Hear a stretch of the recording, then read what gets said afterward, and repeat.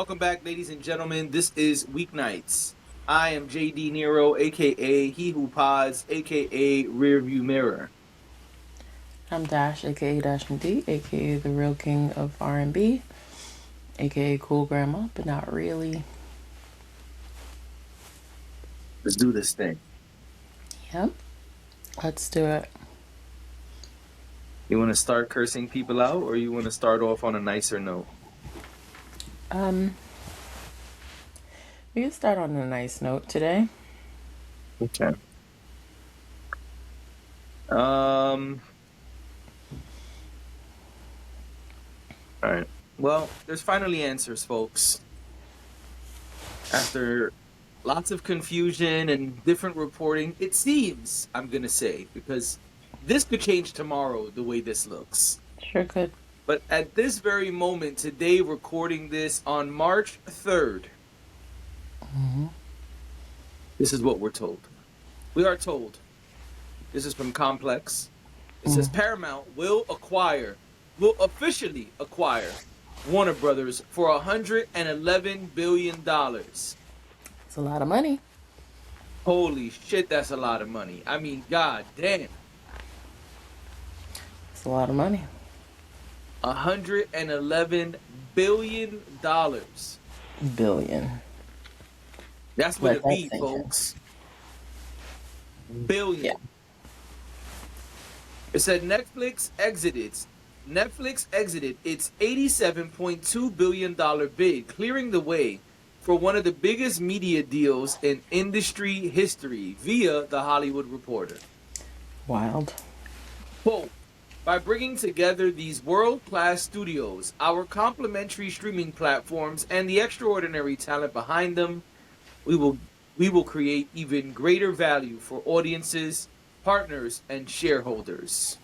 And that quote is from David Ellison. Didn't we talk about David Ellison a long time ago? Yes, and his pappy, Larry. And Larry. His pappy, okay? Larry. David and Larry, yep. His paps. This is huge. Just as huge as when Netflix was going to buy it, really. Yep. I mean, you've got two major media companies coming together. Yeah. Always know it's big news when my mom checks in, when she's like, "Hey, did you hear about Warner Brothers?" I said, "Yeah, I did." But I mean, what is there to what is there to say? I feel like the industry gets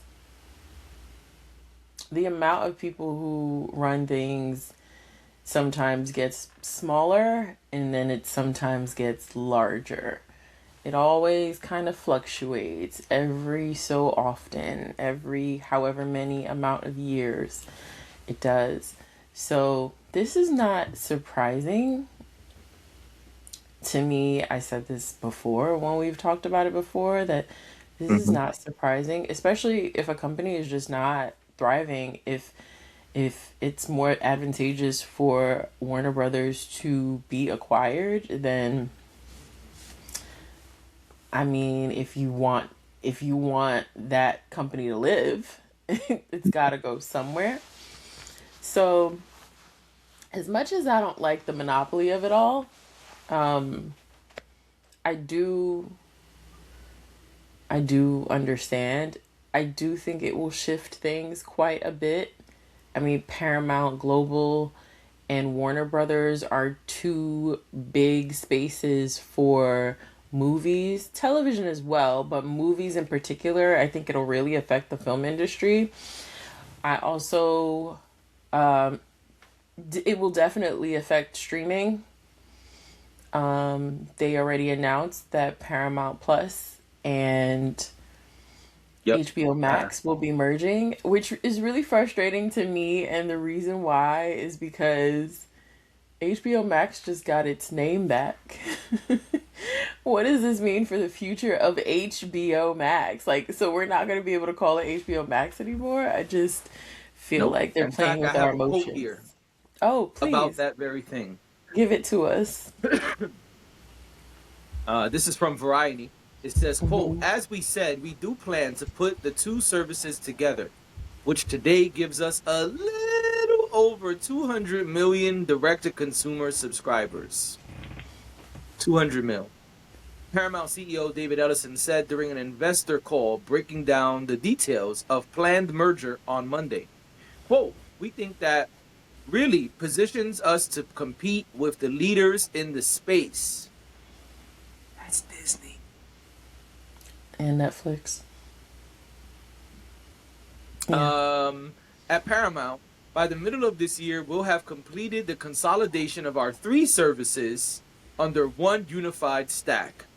And you can see us taking a similar approach to this platform going forward.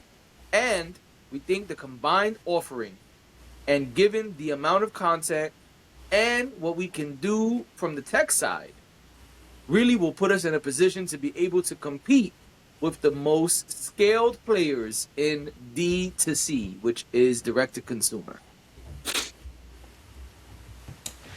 What do you think of this? I haven't thought about that, but I'll save it. I think this sucks. We spoke about David Ellison and Larry Ellison, and this is not good for us as consumers. No. So if y'all don't know what we said, you can go back and look at our deep dive. Hmm. Or it wasn't a deep dive, really. Our what we shared with you guys back then. But Larry Ellison is not a good. It's not a good person to have the power over this. And it seems, I cannot confirm, but it seems like Larry Ellison is the one really pulling the strings here. And so him having the power and connection over this is really like, for Star Wars people, it's Emperor Palpatine. It is Senator Palpatine moving the ships, moving things Hmm. around to put himself in place to become Emperor Palpatine. And Yeah. so that's really what this is. It's not good. It was never good when it was going to merge with Netflix either. Let's be No. clear. People were Uh, terrified too of that Netflix thing. I think I had said on here that people were asking me, like, if you work in media, are you afraid? I right. Exactly. And it think was that's why never I'm good. not It's afraid. never good when these huge companies eat up other huge companies. Right, of And so course. because what happens is you're consolidating a lot of things, including jobs. Yeah. So this is not good. The other thing No. is, yeah, in every industry, there are 3 to 5 companies that control everything. Although it's common, it's not a good thing. It may No. be commonplace, but it's not a good thing. No. Uh, and for that, you can look up economics and different things, and you'll figure out why. Oh But it's yeah. just not good. It's not good for 3 to 5 companies to own everything in a space. But it happens often. It happens in music. It happens in books. It Hmm. happens in television and film, so on. So sports. It happens all over the place, and so it's not good. But it is the reality, and so it's not something like you said. We've seen this. We've seen this before plenty of times in our lifetime. But Hmm. this is bad. This is bad news. As far as being a subscriber, a customer, I don't subscribe to either one in today. Hmm. I don't know that I will subscribe to either one tomorrow. I guess we'll see what happens. But Yeah. for consumers, Prices. this means a lot of things, right? Exactly. It means it could mean that prices are going to skyrocket because now they hold so much Yeah, they have a that bigger they offering. have Yeah. a large share of the market, and so they can dictate pricing in such, which also means their competitors Disney and Netflix could do the same. And so now we Absolutely. have we have three major players in the field of streaming today. That's it. It's going to be a really interesting situation going forward. You might want to get you a Fire Stick, you know what I'm saying? And do the do. Well, it's just Amazon is in bed with all of them, but Oh, that's not what I mean by that. oh, I know what you mean. Yeah, there. I mean, you guys can look into that. But Might be time. yeah, what'd you say? said it might be time. You It know. might be. Um, so what I did want to say before we move on is, well, I agree with you. I think for subscribers, prices are going to go up.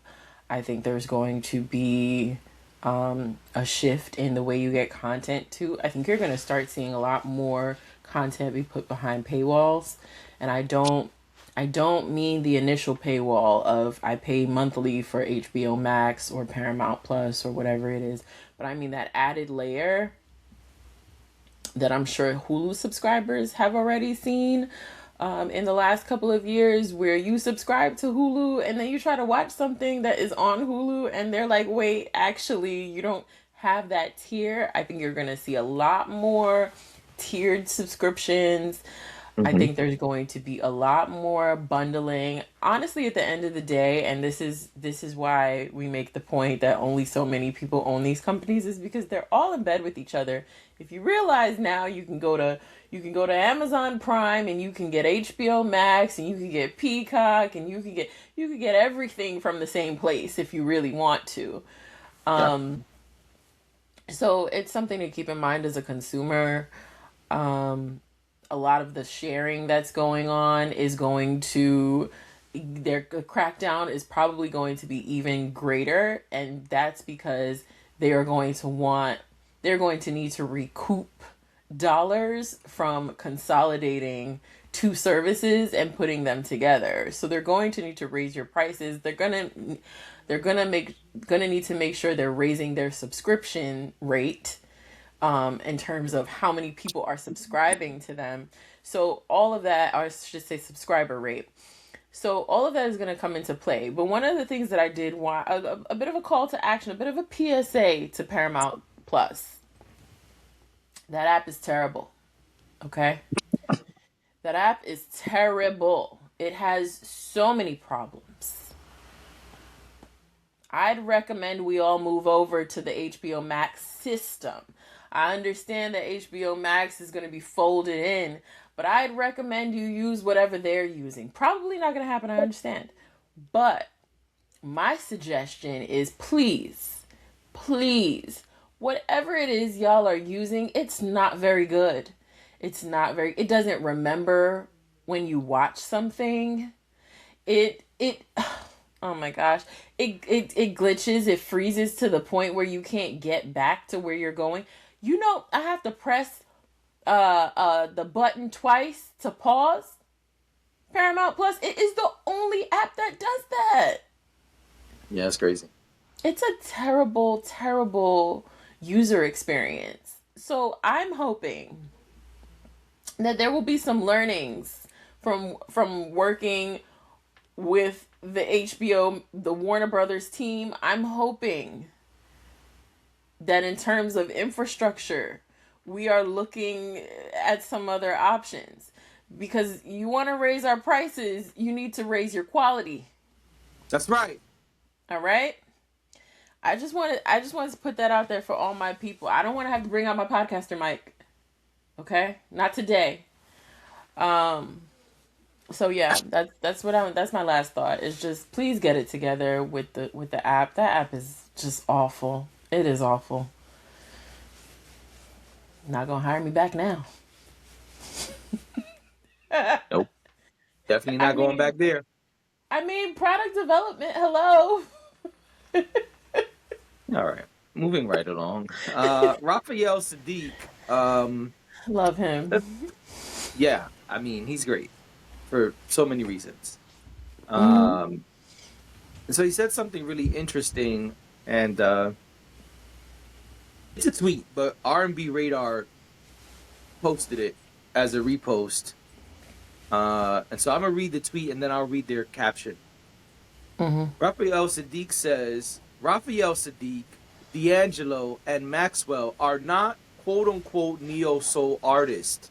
Okay. Sorry, but that's the truth. Neo soul was a term created by one black executive Hmm. purely as shorthand.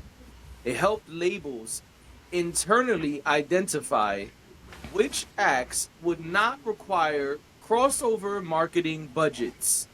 Those Mm. funds were reserved for pop boy bands. The word neo Mm. soul signaled to executives in marketing meetings these black artists might sell 150K to 350K, maybe 500K if they're really Mm. good, and a million at best. It had nothing to do with the sound of the music. Hip hop was created by the people. And then let me just read this caption and we can dive in. Mm-hmm. Uh it basically, oh, I don't need to read all of it because they're quoting him, but it says, in his comments, Sadiq explained that the term wasn't created to describe a sound, but was used within the industry as a marketing tool to identify black artists who weren't expected to receive crossover push. He added that the label helped signal which acts would be marketed differently, stating, quote, it had nothing to do with the sound of music.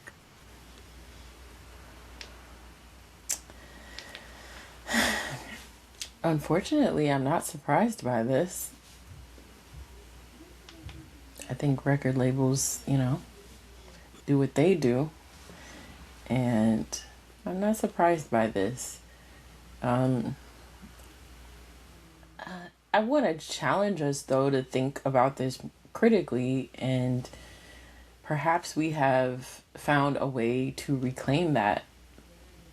Because I think at this point, no one even, while I appreciate being informed, I feel like at this point, to the culture, neo Mm. soul is a genre, Oh, yeah. and I mean there's a distinct sound that we associate with it, or a distinct type of artist that we associate with it. And I know over the years artists have also talked about this, that we I think there was even a debate last year on the internet about Subgenres. us and us confusing, us meaning the public, confusing what neo soul really means, or which artist. I think even, was it Charlemagne or Van Lathan? I can't remember. One of them was it was Van Lathan. One day on Higher Learning, they were debating which artist could be considered neo soul. Mm.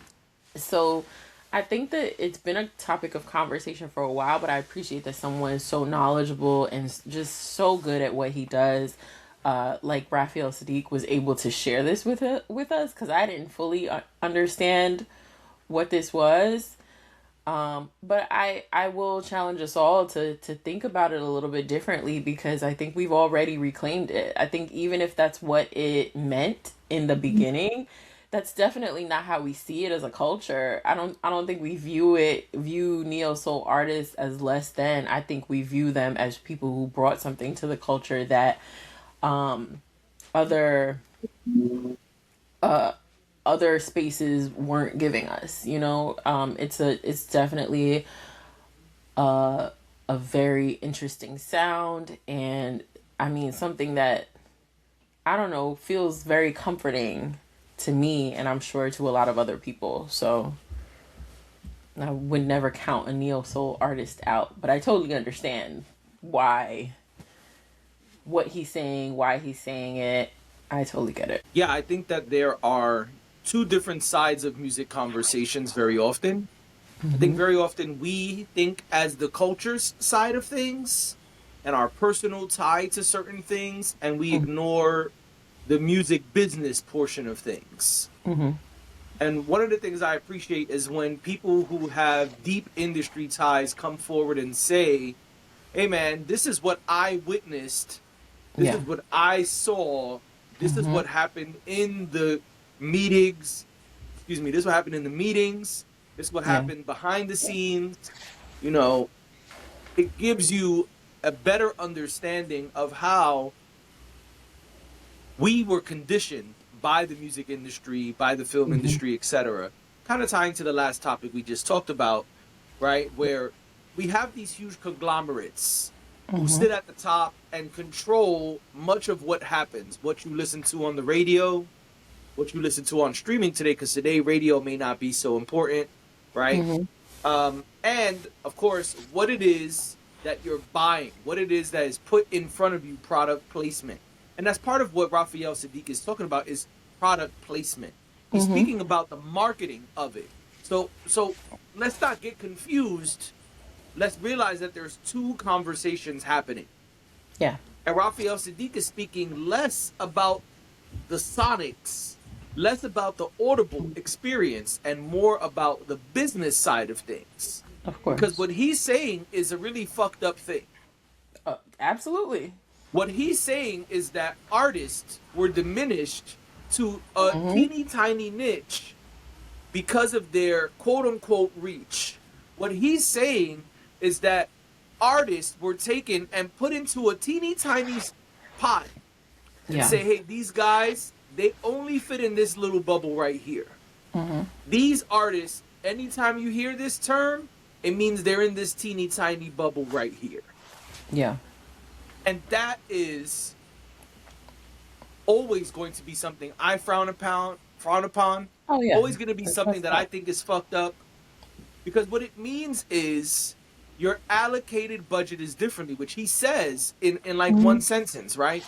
But think about it. We're speaking about the business of things. So when we're talking about marketing dollars, that's what we're saying. He's saying, hey, this artist can only sell at maximum 1 million copies. So we don't got to go crazy with their marketing budget because they only going to sell 1 million at max.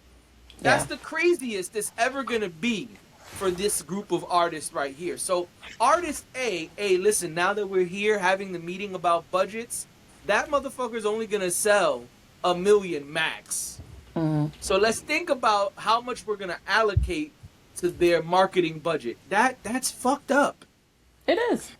But let's remember also that the artists and the labels are having two different conversations. Because as that artist, it's a big deal to sell 1 million. And you're trying hard to do the best you can to promote the project you poured your heart and soul to. Awesome. The labels don't give a fuck about any of that. The executives only care about one thing. US dollars and dineros. That's it. They only care about their bottom line. Now, responding to what you said, yeah, I agree. We reclaim things. That's what we do. We're really good at saying, oh, so they saying podcasters only wear pink shirts. All right, I'm about to go wear 22 pink shirts. I'm about to go get every pink shirt I could find because they said podcasters wear pink. All right, cool. Podcasters wear pink. Watch how I freak all these pink outfits for the next 6 months. We do stuff like that all the time. Right? We do make things our own is what I'm saying. Right? And that goes all the way back. You know what I mean? It's something that we do. We take things that, you know, when life gives us lemon, we make lemonade, you know? That's what we do. We're really good at that, and that's our style. You know what I'm saying? It's like, oh, word. When life gives us a podcast mic, we say something.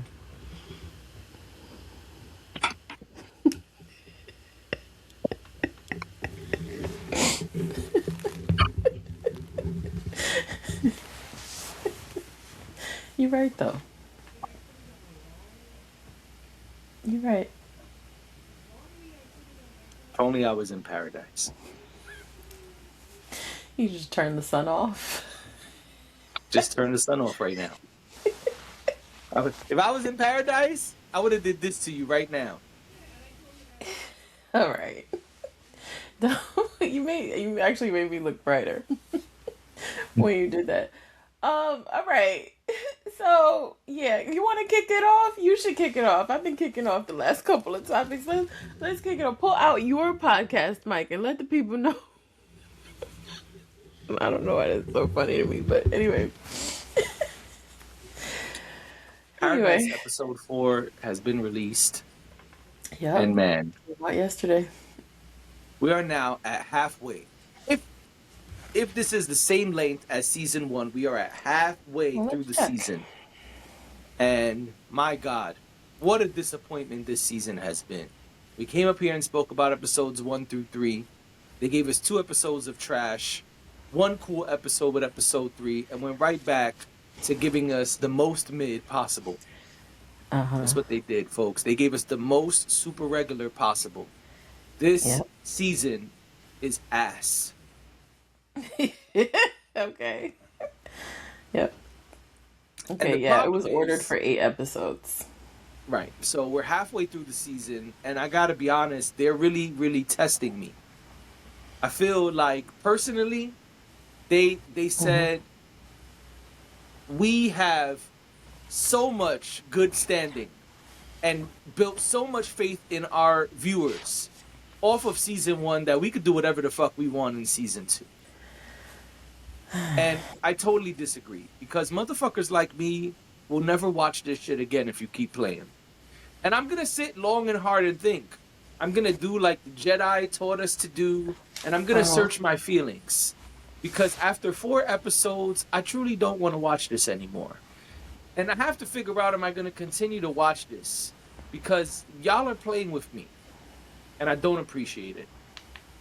So for those who don't know, this is a spoiler alert. Uh-huh. Spoiler alert. Spoiler alert. Oh yeah, we're Annie, spoiling it. So if you haven't who watched the episode rescued yet, go watch the episode and then come back. Annie, who rescued and kidnapped Xavier, Yep. forced this motherfucker to keep her baby. The bitch knew she was gonna die, Knew she was gonna die. She had preeclampsia. knew she was gonna die, and knew, I'm giving my baby to this motherfucker right here. I'm gonna give Super Nigga my baby so he could raise my baby. And speaking of Super Nigga, before you respond, because there's a lot to say and we only got like 5 minutes, Mm-hmm. how dare y'all show me this motherfucker running at top speed Oh my god. again? The way you don't. The way you hate that he runs is so funny to me. We just saw It him. is so We funny just to saw me. him. We just saw him less than a month ago have a Um, completely busted knee. yeah, he Less than a did. month ago, he had a completely busted knee. Okay. You are And correct. now he is running like nothing ever happened. I defended him the Stop. last time. I can't defend him this time.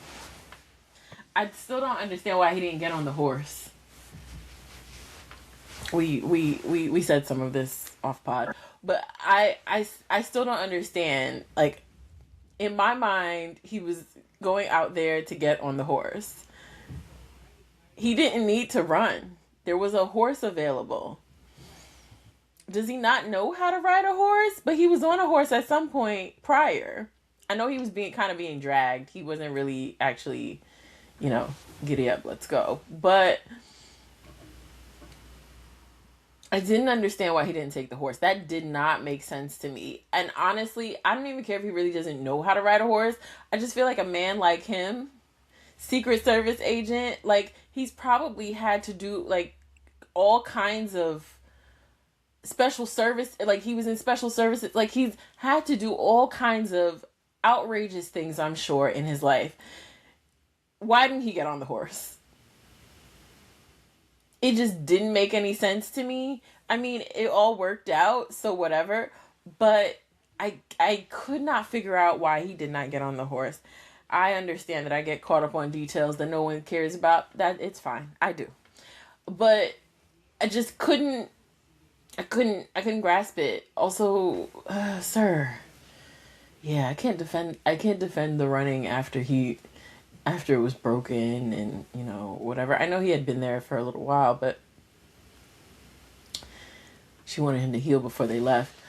But I still, yeah, it just doesn't make sense, especially when you don't have the right supplies and you're just kind of using makeshift supplies. Things are probably going to take a little longer to heal. That part didn't make sense, but to your point, you said this last week that they probably expect their viewers to be a bit more intellectual, and it's reasonable questions. I think to assume that somebody wouldn't think that is presumptuous, to be honest. Also, we watched this man go through hell in in Arkansas Mm-hmm. for a month. Yeah. The baby gets delivered, and seconds later, he's just magically on the horse in Atlanta. No problems.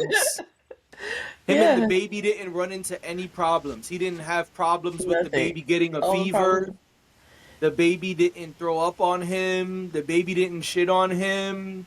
He had wipes and pampers and supplies, and he made it to Atlanta in 30 seconds. And Annie's death was not in vain. Unscathed. He's just in Atlanta 30 seconds later. I was really annoyed at Annie. But yeah, yeah, he arrives in Atlanta and well, he meets his wife's partner. Yo, bitch got another nigga.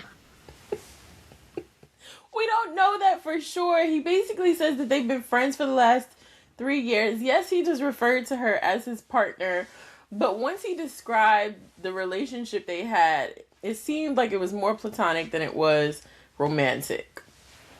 His wife been getting bust down All by right. homeboy. Okay? Three Okay. of a kind. You, him, her. You love every second till it ends in a blur.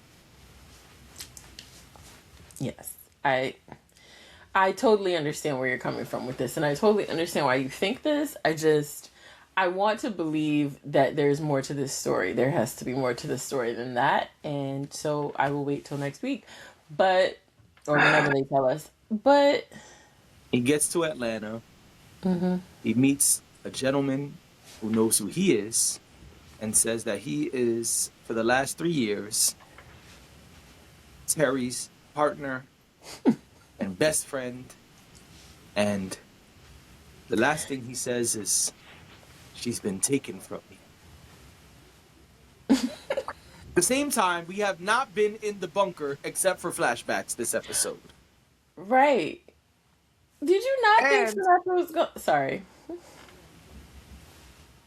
go ahead. no, go ahead. Did you not think Sinatra was gonna steal that baby? I thought that entire time that the flashback to Sinatra babysitting the baby, I thought she was gonna take the baby. I No, didn't think that the baby would be gone forever. I figured they would resolve it pretty quickly, like in a matter of minutes. But I did think she was gonna, like try to steal the baby, but then maybe get caught and be like, just kidding. no. Maybe because I was just checked out by then. I was Because like, by that the would have time been that such a good happens in the storyline. episode, I was so fucking frustrated. I get it. But I feel like that could have been a good part of the story. Not good, but it would have been more interesting than what really did happen. I guess her chat with the baby was supposed to be foreshadowing to whatever is coming, but Yep. I would like to say, I guess the next thing is the guy's Annie's baby daddy gets to the bunker. And he They turns they're into not, common sense. He turns yes, into common and he's there with signs. he's there with signs. And he basically says, "Take us to your leader." Yo, take us to your leader. Like, dog. Yeah. Um Then he says, I'm asking nicely, but not for long. right. I just want to say we didn't need Annie to get this scene. I think that the Annie storyline, maybe later on it'll, mean more. But honestly, felt like they took us Like, on this journey with Annie for Annie to know that she was dying. And I was just through with the whole Annie situation. Like, I hate the Annie of it all, and I really just wish that they didn't include that piece of the story. I didn't need it. Even if the guys had come, let's say the guys had come, these guys are passing through and they end up at this house, they end up at Graceland, and they tell their plans or whatever. All of that could have happened without like the story of Annie's life, and then what happened, to everybody.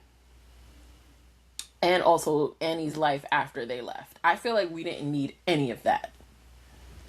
I agree. All of that could have been gone. I feel like we didn't need most of this 4 episodes. Agree.